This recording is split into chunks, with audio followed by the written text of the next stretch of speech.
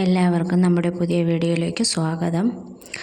കുറച്ച് ദിവസങ്ങളായി നമ്മൾ മലയാള അക്ഷരങ്ങൾ, സ്വരാക്ഷരങ്ങൾ, വ്യഞ്ജനാക്ഷരങ്ങൾ, കൂട്ടക്ഷരങ്ങൾ, ചിഹ്നങ്ങൾ, ചില്ലക്ഷരങ്ങൾ ഇങ്ങനെ കുറച്ച് കാര്യങ്ങൾ പഠിച്ചിരുന്നു. അത് ഈ വീഡിയോയിൽ തന്നെ കൊടുത്തിട്ടുമുണ്ട്, ഓർക്കാൻ വേണ്ടി മാത്രമാണ്. ഇനി അടുത്തത് ചിഹ്നങ്ങൾ വെച്ച് നമുക്ക് അക്ഷരങ്ങൾ എഴുതി നോക്കാനാണ്. അതായത് ക, ക, കി അങ്ങനെ. ഇന്നത്തെ വീഡിയോയിലോട്ട് നമുക്ക് പോകാവുന്നതാണ്. ആദ്യമായിട്ട് നമ്മൾ കായിലാണ് തുടങ്ങുന്നത്.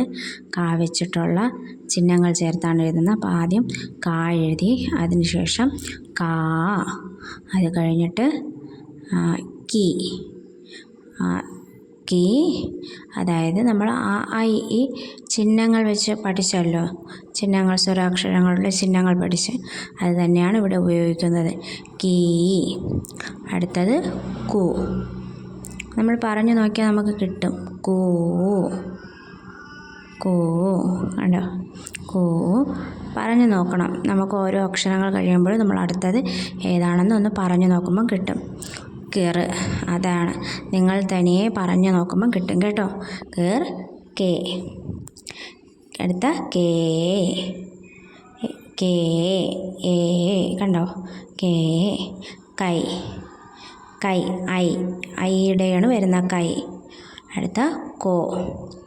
കോയും കേയും തമ്മിൽ മാറിപ്പോവരുത്, രണ്ടിലും വ്യത്യാസമുണ്ട്.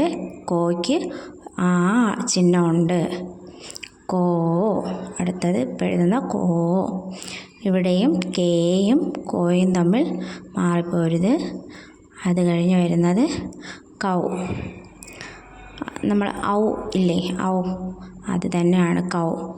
Come, come. ലാസ്റ്റ് ക.